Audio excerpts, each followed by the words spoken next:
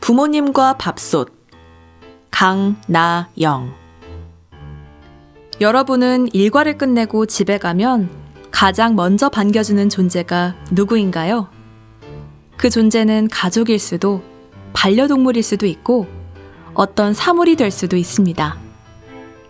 어떤 사람은 상황에 따라 그 존재가 매일 바뀔 수도 있습니다.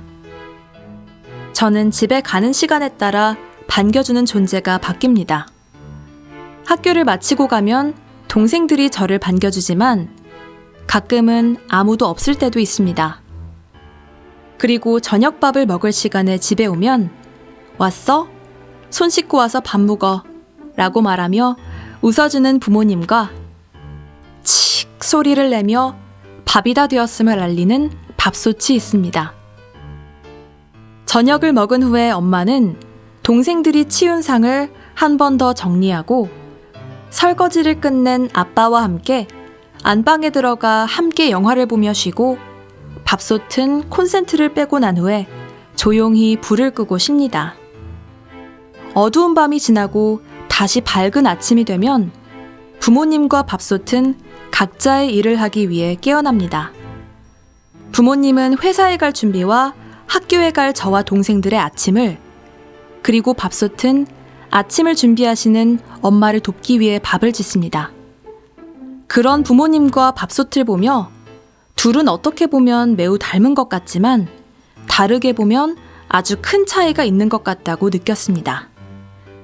그래서 저는 제가 생각하는 부모님과 밥솥의 비슷한 점과 차이점을 이 글에 써보려 합니다. 먼저 부모님과 밥솥의 비슷한 점부터 써보겠습니다. 첫 번째, 맛있는 것을 만들 수 있습니다. 밥솥에 재료를 손질해 넣고 만들려고 하는 요리의 종류에 맞는 기능을 하는 버튼만 눌러주면 알아서 요리를 완성해줍니다. 엄마는 머릿속에 있는 조리법으로 가족들이 좋아하는 요리나 저와 동생들이 먹을 간식을 만들어주시고, 아빠는 옆에서 다른 것을 만들거나 엄마를 도우며 함께 맛있는 것을 만드십니다. 우리 가족이 좋아하는 감자를 예로 들어보자면 밥솥은 부드러운 찐감자나 구수한 감자밥을 만들어주고 부모님은 바삭한 감자튀김과 쫄깃한 감자전을 만들어주십니다. 두 번째, 말을 할 수 있습니다. 이제 밥솥도 말을 할 줄 압니다. 버튼만 누르면 딱딱한 기계음으로 밥을 짓는 도중에 뜨거우니 조심하라는 말도 하고 언제쯤 밥이 완성되는지도 알려주는 말도 합니다. 부모님은 부드럽지만 강한 목소리로 저와 동생들에게 잔소리나 사랑이 담긴 말 한마디를 하십니다. 마지막 세 번째는 따뜻하다는 점입니다. 밥솥이 밥을 다 지어갈 때쯤이면 고소한 냄새와 함께 따뜻한 김이 올라오는 것을 한 번쯤은 보셨을 것이라 생각합니다. 그 김은 잠깐이지만 공기와 섞이면서 잠깐 동안 주변 공기가 따뜻해지게 만듭니다. 밥솥이 보온 상태일 때는 밥솥 자체가 한겨울에 얼었던 손이 녹을 정도로 따뜻해집니다. 부모님은 어릴 때도 지금도 늘 따뜻하십니다. 저는 친구와 싸운 날 저를 보듬어주던 엄마의 말부터 어릴 때 등을 긁어야만 잠이 드는 저 때문에 늦게까지 자지 않고 있다가 등을 긁어주며 재워주시던 아빠의 손까지 부모님의 따뜻한 것을 기억하고 있습니다. 이렇게 부모님과 밥솥은 작은 차이를 빼고는 똑같다고 할 만한 비슷한 점을 여럿 가지고 있습니다. 비록 제 개인적인 생각을 쓴 글이지만 제 글에 공감하는 사람이 분명히 있을 것이라 생각합니다. 다음으로 제가 생각하는 부모님과 밥솥의 차이점을 써보겠습니다. 첫 번째로 부모님은 사람이고 밥솥은 기계입니다. 부모님은 심장이 있고 숨을 쉬며 살아가는 사람입니다. 두 팔을 이용해 요리를 하고 두 다리를 이용해 걸어 다닐 수 있습니다. 그에 반해 밥솥은 사람이 만들어낸 기계입니다.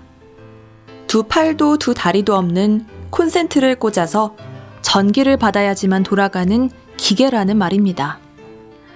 특징이라면 부모님은 감정이 있다는 것과 생각을 할 수 있다는 것이고, 밥솥은 전기만 있다면 어디에서든 쌀을 밥으로 만들 수 있다는 것입니다. 두 번째 차이점은 위에서 썼던 비슷한 점인 말을 할 수 있다와 관련이 있습니다. 부모님과는 대화를 할 수 있고 밥솥과는 대화를 할 수 없다는 것입니다. 대화의 사전적 의미는 마주대하여 이야기를 주고받음입니다. 부모님께 학교에서 친구와 싸웠던 일을 말해주면 엄마가 귀 기울여 듣고 그래서 어떻게 해결했냐고 다시 질문하면서 이야기를 주고받을 수 있지만, 밥솥에 친구와 싸웠던 일을 말해주면 아무 말도 하지 않습니다. 즉, 부모님과는 서로의 마음을 이해하며 대화할 수 있지만 밥솥은 그럴 수 없다는 것입니다. 마지막 차이점은 가치입니다. 밥솥은 어디서 구하는 걸까요? 가전제품 판매장이나 중고장터에서 구할 수 있습니다.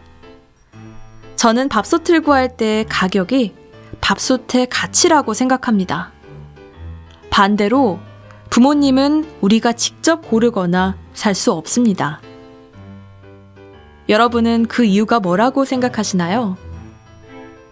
부모님은 아이를 낳으면 그 아이가 성인이 되고 난 뒤에도 평생 사랑과 관심을 주는 역할을 하게 됩니다. 부모님이 아이에게 주는 사랑은 어떤 것으로도 바꿀 수 없어서 그 가치가 매우 높아 구할 수 없는 것이라고 생각합니다. 있을 때 잘해라 라는 말을 들어보신 적이 있나요? 소중한 것이 없어지기 전에 소중하게 대하라는 말입니다. 우리는 주변에 있는 것들을 너무 당연하게 여긴 나머지 잃어버린 후에야 그 소중함을 깨닫고 후회하게 되는 일이 많습니다. 기계인 고장난 밥솥은 새로 사거나 고치면 되지만 부모님이라는 사람이 고장나면 새로 사거나 고칠 수가 없습니다. 부모님이라는 존재는 나를 낳고 키워준 사람으로서 언제나 곁에서 힘이 되는 존재입니다. 곁에 있는 만큼 더 아끼고 소중하게 대해줘야 한다는 사실을 알고 있으면서도 각자의 사정으로 그러지 못하는 경우가 대다수입니다. 부끄럽다는 이유로 사랑한다는 말을 하지 못했던 사람들도, 바쁘다는 이유로 잘 지내냐는 안부 인사 한 번 하지 못한 사람들도, 집에 가면 밥솥의 뚜껑을 열어 밥을 꺼내기 전에 마음을 열고 부모님께 사랑한다는 한마디 먼저 하는 게 어떨까요?